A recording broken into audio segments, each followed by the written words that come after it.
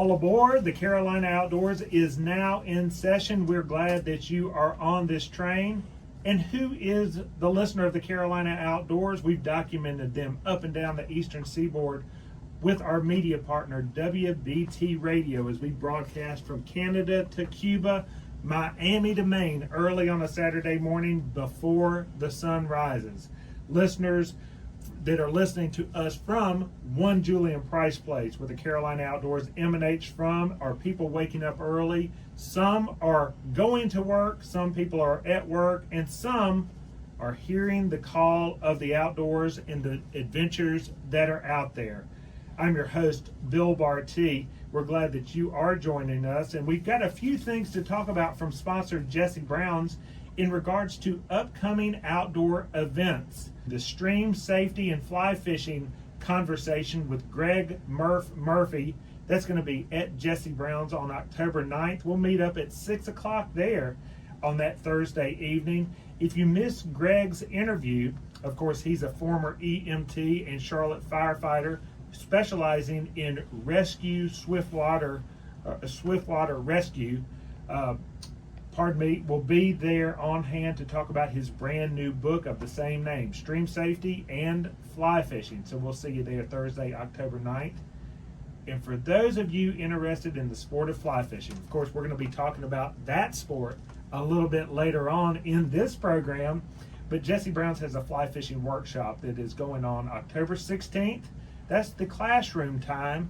And October 18th. That's the stream side time. Guides will be teaching the courses of knots to tie, riggings to rig, depth to fish, and equipment. And then on the 18th, you'll go streamside, a couple of hours outside of Charlotte, to apply the theories that you've learned in that workshop. So go check it out, jessebrowns.com, for more information.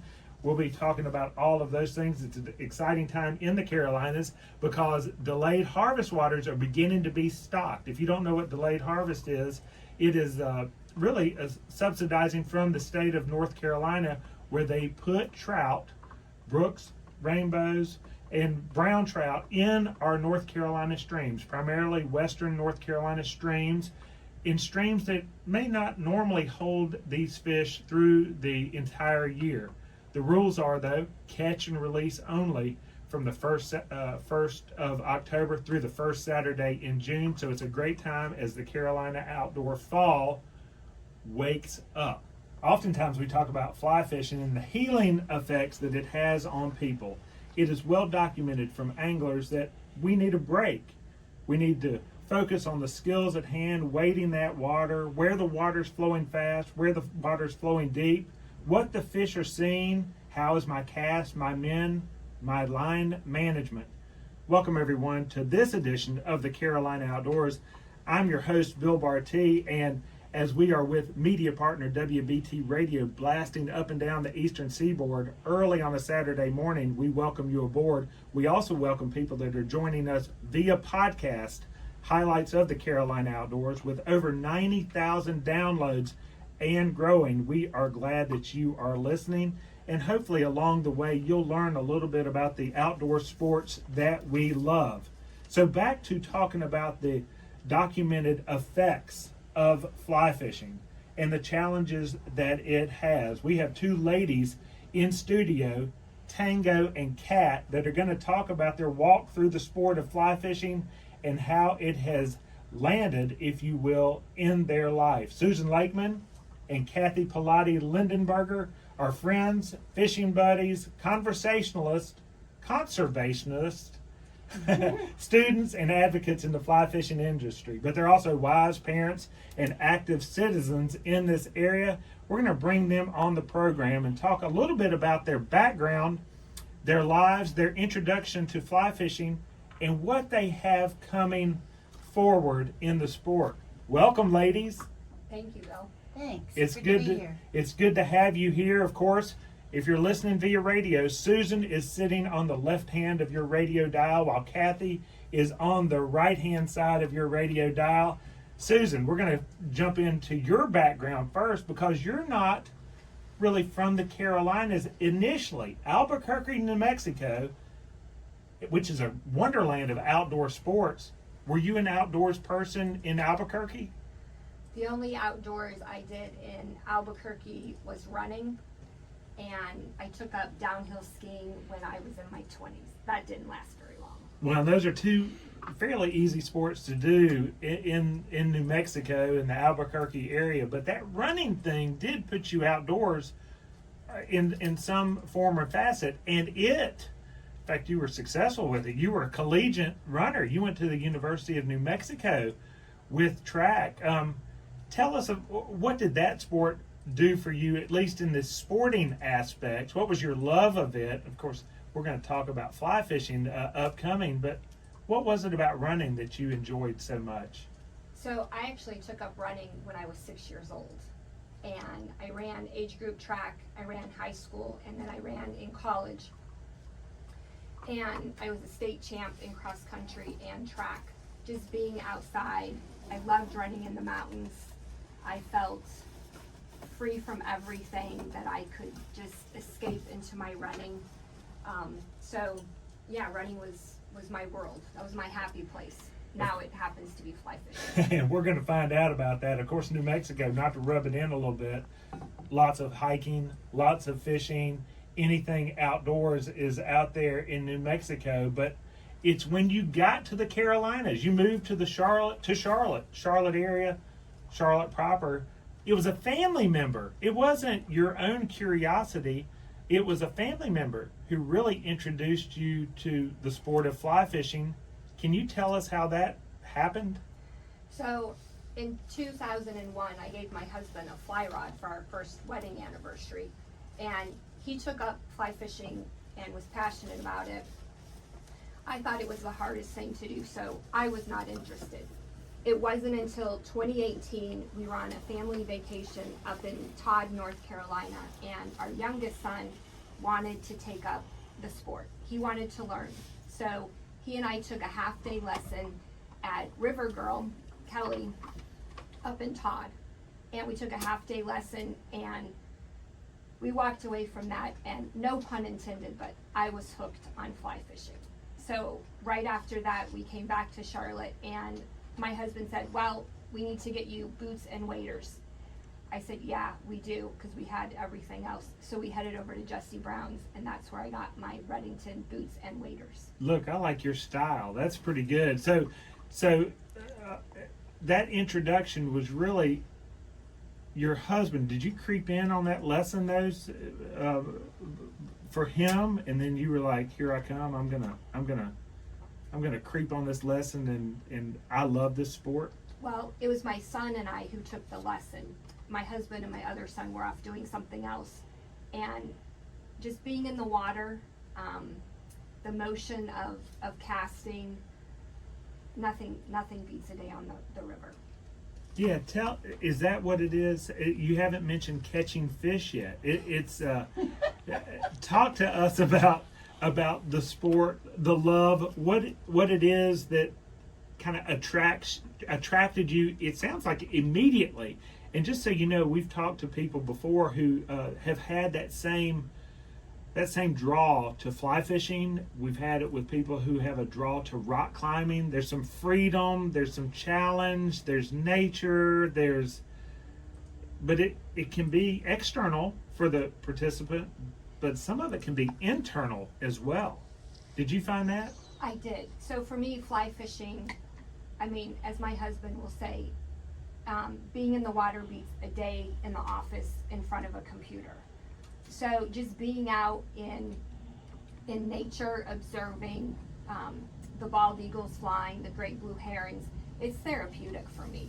And yeah, it's nice to catch a big fish or a small fish, but they call it fishing. They don't call it catching.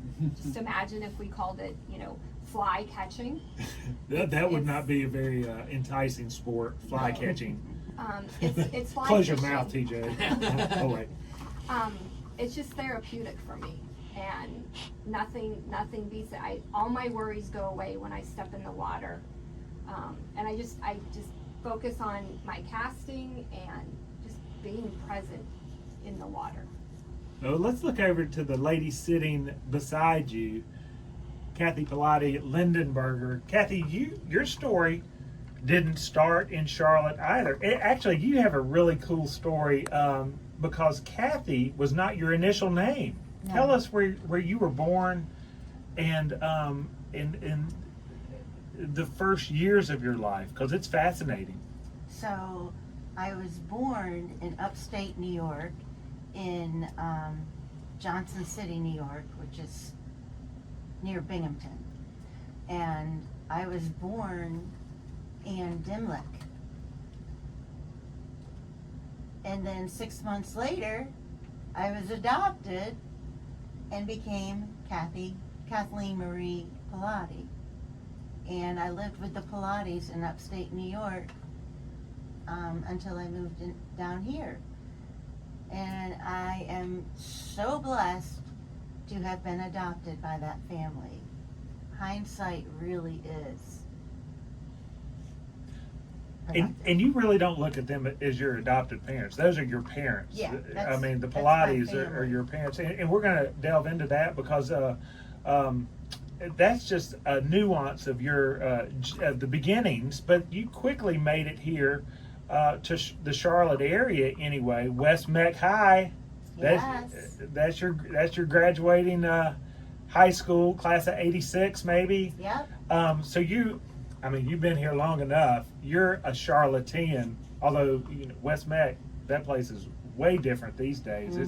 It's grown up. That's not the rural country school maybe in the '80s. That is a school that's growing rapidly with a lot of people out there. But from West Meck, you went to Appalachian State. Now, just like I was talking to Susan about New Mexico, Appalachian State is probably recognized as one of the best outdoor colleges and outdoor cities, as in Boone, North Carolina, to be. How was the outdoors for you? I loved it. So when my father came down from Binghamton and we went and we checked out App, I was like, oh my gosh, this is like home. So I only applied to App. I know it was a risky move, but you were a student as well, so it wasn't that much risk. You were a Right. pretty competitive student I back in the was, day. but I still want, I put all my eggs in that basket. Ride or die right there. Yeah, right. Mountaineers, okay. But like immediately, I was just in love with it. Our first classes, we went outside. I'm like, oh my gosh, I'm loving this. Surrounded by the mountains, the clouds, the streams, nature. Oh, it was awesome. So were you participating in any of the fly fishing? No. Of course, New York, many would say is the birthplace of modern day North American or at least fly fishing in the U.S. Correct. The Catskills and all of that. So that wasn't too far from where you were born anyway. But in the Carolinas, I dare say that fly fishing in the Piedmont was still, there was not nearly as many people who were introduced to that sport. But in Boone, though, in East Tennessee, there were people fly fishing there. Correct. More so. Is that where you were first introduced to it? No, I didn't know anything about fly fishing. I was just a regular spin caster. But even that was fun.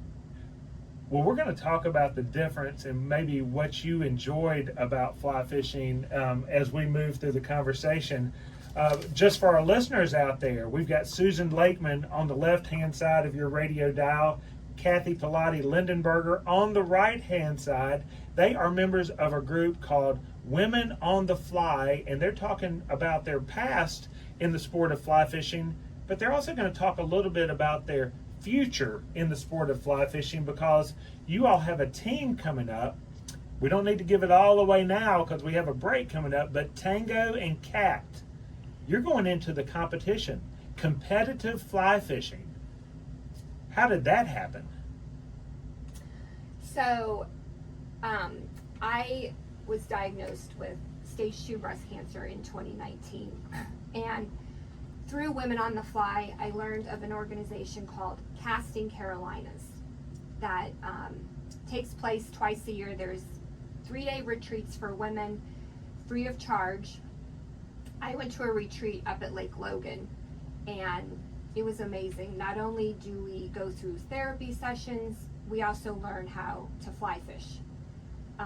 A lot of the women there had never picked up a spinning rod, let alone a fly rod. I caught my first bass on a fly at Lake Logan while we were practicing, so I was pretty happy with myself. Oh, yeah. The last day of the retreat, each woman is paired up with a fly fishing guide, and we go out on the East Fork of the Pigeon, and we fish for about 2 hours. So in order to make these retreats free for women, and this is any woman going through any type of cancer, not just breast cancer, it could be cervical cancer, lung cancer, just head over to castingcarolinas.com and you can find out all about the organization. Twice a year they have a tournament up in Cherokee called Taiwan On Tournament. And I've always wanted to try this tournament, but some other things were taking up my time. So this year I'm not coaching track or cross country. So I asked my friend Kathy if she'd be interested in teaming up with me for this tournament in Cherokee, the end of October. We're going to learn a little bit more about that tournament. We're also going to learn a little bit more about your illness too. So we're going to delve in a little bit deeper. But before we do, Kathy, Yes. how did her recruiting pitch to you go? For there's one thing enjoying the outdoors. There's one thing enjoying nature. There's one thing enjoying a sport like fly fishing. There's a whole nother aspect to competitive fly fishing. And some people would argue that could take the fun out of it for participants. Just saying. How did her pitch, Susan's pitch to you to, hey, will you be my teammate and we go to Cherokee and we pay money to do this in a competitive nature? What did you think about her recruiting process? So she was probably the third person who had asked me Oh, to participate. I thought I thought you were going to say you were the third person she asked, and she got 3 no's. No. So you must be kind of you must be a pro if a lot of people are after you. Well, I definitely am not a pro, but I don't know. I guess I'm pretty good. But I had said no to the 2 other people because the competitiveness amps up the anxiety in me. Right. And so I was afraid. I was like, I've been to Cherokee, and I was afraid, I don't know, this might be too dangerous for me. If I get too anxious, I'll be falling, and then I won't catch any fish. But Susan's pitch, because she knows me as well, took all that away. She's like, well, just go fish. If we catch, great. If we don't, great. We'll support a good cause and enjoy being outside. And I was like, oh my gosh, I like it. So that was a pretty good pitch that spoke to you, and we're going to talk a little bit about your health challenges too, and how fly fishing has worked, why it's important in your life as well. We're going to talk a little bit more about this competitive Cherokee Casting Carolinas fundraiser that these 2 ladies are taking on. But we're going to also talk, Susan, you mentioned it briefly, 2019. That was a big year for you, namely that cancer diagnosis. And Kathy, your health challenges too, began back in, well, we'll talk more about that. Both of you are trained, educated teachers. And there were shifts in both of your lives that opened up a new window and has kind of helped. Well, we'll talk about that. The healing process, the health process, and being outdoors in this sport that we talk frequently about here on the Carolina Outdoors, this sport called fly fishing. And if any of our listeners out there are interested in taking it up, you can contact us at Jesse Brown's for more information. we're going to talk to Susan right now, because Susan, you mentioned 2019 in that cancer diagnosis. Tell us about how that went down emotionally. I mean, what does that feel like, the big gulp that you must take? You're a woman of faith, so the prayers that must go on. Can you share with what you feel, and then we're going to climb out of that hole using the sport that we've talked about. So I lost my mom in 2016 to breast cancer, and because I had walked that journey with her, I was well aware that, you know, I could get breast cancer as well if it ran in the family. So September 6th, 2019, I was doing a self-breast exam and I found a lump. Called my doctor immediately. They saw me. I went for scans, biopsies, and a few weeks later I was diagnosed with stage 2 breast cancer. So I am all for self-breast exams. Get that mammogram done. Early detection saves lives.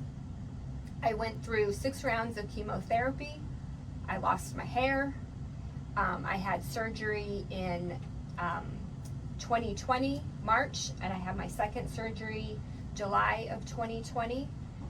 And I had to do a lot of physical therapy because I lost the mobility of my arms. I couldn't raise my arms above my head. And I learned from Jesse Brown's about Women on the Fly Carolinas. And so I hooked up with them and went on my first fly trip with them in 2021, I believe, to West Jefferson. And just for me, the motion of the back cast and the front cast helped me get the mobility in my arms back. It also gave me confidence in doing something it was healing to me. I didn't have to worry about my cancer, being out in the water. Like I said, being in the water, all of that just goes down the river, flows down the river. I like it. That's poetic. And that message is out there for other people who may need the same. Kathy, jumping over to you, of course, I mentioned it in the earlier segments. Both of you are teachers. Kathy, you started at Olympic High School. You changed a couple of schools, but then multiple sclerosis, MS, hit you. And I don't know when you stopped teaching, 2015 maybe? Has it been 10 years? 2014. So 11 years ago, you stopped teaching because of that. And MS is the body's immune system attacking the central nervous system, the brain, optic nerve, spinal cord, all of that. So when retirement happened in 2014, how soon after that did fly fishing come into your life, and what were those years health-wise like? Of course, MS, you still fight that battle every day, but take us back to the raw beginnings, when you're not managing it yet, it's not remissed at all. What was that like, and where did fly fishing, you were already an outdoors person, where did fly fishing creep in there? So I was actually diagnosed with MS in 2002. And I continued to teach because I was like, this is not gonna knock me down. Well, it does knock me down, but I get up eventually. But at any rate, I continued teaching, and in 2014, it really was bad. I was falling on students. Yeah, tell me about that. I don't want to leave that. It knocked you down. Was it an emotional knockdown, or No. was it physical? I'm talking knockdown? physically knocking me down. Yeah. Physically. So then, so it's a challenge physically, but it wasn't until 2014 that, controlling yourself in the classroom became too big of a challenge. Right. There were just too many things for me to try and manage, and I just had to go out on disability. So for the next few years, I spent a lot of time with doctors, therapy, just trying to figure out how to deal with this MS. And then I had lived my whole life for teaching. Even my summer vacations were planned around what I taught. And then I'd bring that experience back into the classroom. However, now I wasn't teaching, and I'm like, what am I going to do? So I took a few painting classes and took some Tai Chi, and then around 2017, a very good friend of ours, Ronnie Vagnone, introduced me to fly fishing. And I went on, ironically enough, a little trip with her and Linda Hickle, and we also went to Todd. And my first experience was with Kelly McCoy at River Girl. And I really did not know anything. I am literally sitting in a chair in the water in my waders thinking, this is great. I didn't know what I was doing, but I loved it. So sitting in a chair, because as MS has progressed, you're quite mobile. You're moving around, and it's been 23 years. How has managing the illness health-wise, and then fly fishing? Of course, Susan talked about her surgery, and then talked about the back cast, the physical part of it. You're not even close to sitting in a chair fishing, or are you? So sometimes I do have to sit down because my hips and my legs get tired. However, the biggest draw for me was the coolness of the water, because my body cannot cool itself off. My internal thermostat is forever broken. So when everybody else is talking about how cold it is, I'm like, oh my God, it feels great. So it has helped with my legs. And then of course I'm also in physical therapy, so constantly working on strength and balance. And I do have to sit down from time to time. And Linda Hickle always laughs. She says, I can find a rock in the middle of the river to sit on. I love it. Well, you have something in here that I noted, because physical therapy is one thing, but walking like a heron. Tell me about walking like a heron, what that's about for our listeners out there who may not know the sport of wading and fly fishing. So when you're wading into the river, you're supposed to move your feet a little bit more delicately so that you're not splashing and scaring and making all this loud noise. You know, you don't want to go run in like a banshee and go, okay, I'm here. It's all about being stealth, and, you know, the fish can see you if you can see the fish. And so it was a whole lot of learning to control my movements, which at first was very difficult, especially when I'd lose my footing and go splashing, and we call it swimming. And I tended to do that quite often. But I eventually learned how to walk like a heron. Well, and from there, both of you are going up to the Casting Carolinas competition. It's the 10th annual in Cherokee, North Carolina. At the end of October, you will be out there. Susan, can you give us a breakdown? So we talked earlier about you signed up, you've got a teammate, but how does it work? I mean, I imagine it's the number of fish you catch, or how big the fish that you catch are. There are judges there who are verifying. There's some rules and some regulations to how all this goes down. You have a beat that's assigned to you. Can you give us the how it works, kind of synopsis? So on Saturday morning of the competition, the end of October, we will be assigned a beat, which is, it could be 200 yards of the river. I don't know the exact size of the beat. Kathy and I will be assigned to the beat. That is where we go.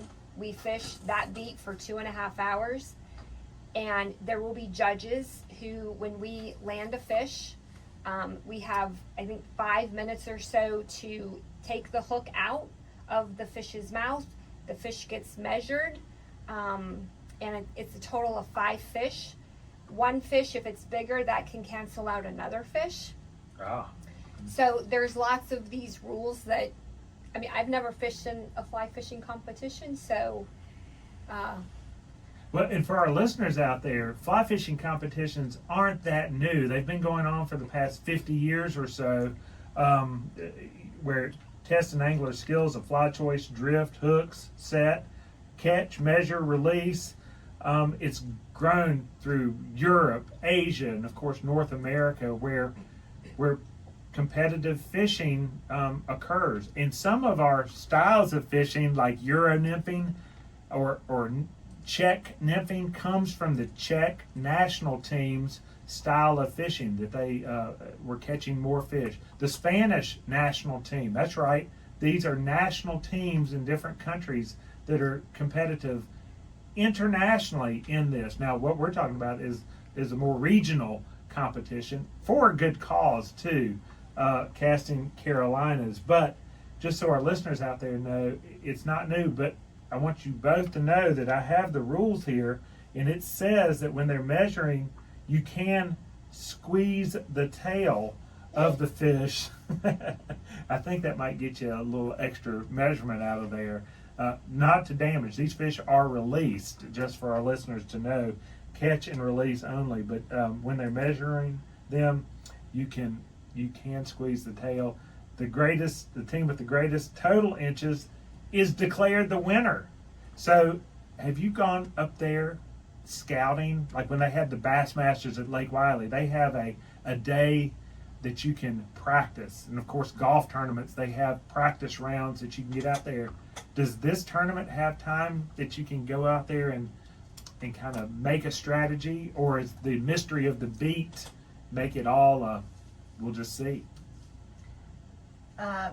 No, they do not have an actual sanctioned practice time or anything like that. However, Susan and I have figured we better go get a lay of the land, and so we went up there and we've done some practice, and we got a fella to help us, and Elijah came up from Jesse Brown's, and he helped us, gave us some great tips, and even if we don't win the competition, Susan and I have improved our fly fishing tenfold just There you from go. that practice. Self-improvement.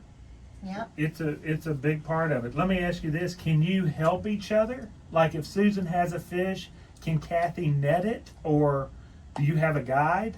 So, because I'm a Casting Carolina alumni, I have a guide.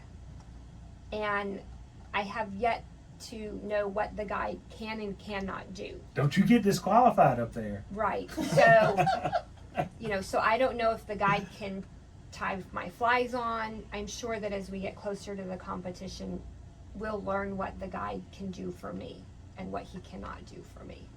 But it's my understanding we have to, catch, net, and release the fish ourselves. And we have so many minutes to do that. Like, I think it's 5 minutes. One thing we learned this past weekend is there's some things that we absolutely cannot control, like the weather. Ooh, is it rain or shine? It rained on us. It rained Friday night. So when we went on Saturday morning with Elijah, the water was really murky.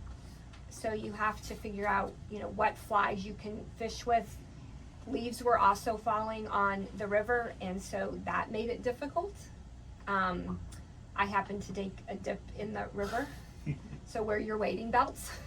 How cold was that water at Cherokee? It was not that cold. It was a bit refreshing. So, it felt good to me. Kathy liked that. But when we go up in October, the weather, it will definitely have changed since we were just there.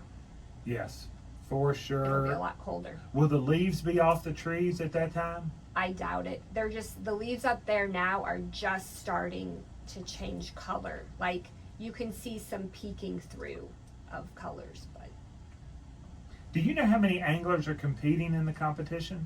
I do not. I know there's a lot of women from Women on the Fly Carolinas that are participating. There's also a pro division, so we will get to watch the pros fish as well. And some of those will be national team members. Yes. They actually had the National Fly Fishing Competition up in Cherokee in 2011. And there's some people that live in Cherokee that are on the current national team. Fantastic. Is there anything I missed? I know that Carolina Fly Fishing Club, Women on the Fly, Rocky River Trout Unlimited, Casting Carolinas, all those organizations have been important in your journeys with MS and with cancer and with fly fishing in general. Is there any message that I'm missing that you want to share with me or our listeners? If you ever wanted to try your hand at fly fishing, there's no better time than the present. Anybody can fly fish. If Kathy and I can get out and fish for an hour, 2 hours, anybody can do it. And the best place to go in all of Charlotte is Jesse Brown's. They will hook you up with your gear and your guides to make sure you have a successful day on the river. Girl, I like your style. Kathy, I don't want to answer for you, but I want you to tell me that quote. Teach a woman to fish. How does it go? Teach a woman to fish. She'll never She'll be never hungry. be hungry. Teach a woman to fly fish, and she'll always live in beauty. Wow, what wisdom. Sorry I made you say that one, but it's so beautiful. Is there anything else?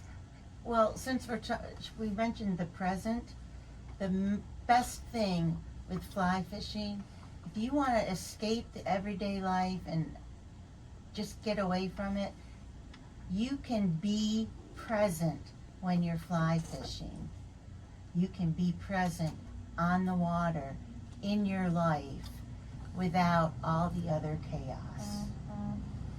Thank you for that. Thank you both for the time here in studio. Susan Lakeman, Kathy Pilotti, Lindenberger, Tango and Kat. And best of luck. Not that you need it, because I feel like good things are going to come from all of this. How are we going to celebrate after? Win or lose, we're going to just have a nice dinner and recount the competition? There's got to be some kind of celebration. Oh, I don't know. We haven't talked about it. Oh, that'll be something to talk about. Thank you both for being with us here on the Carolina Outdoors, and continued success. Thank you. Thank you.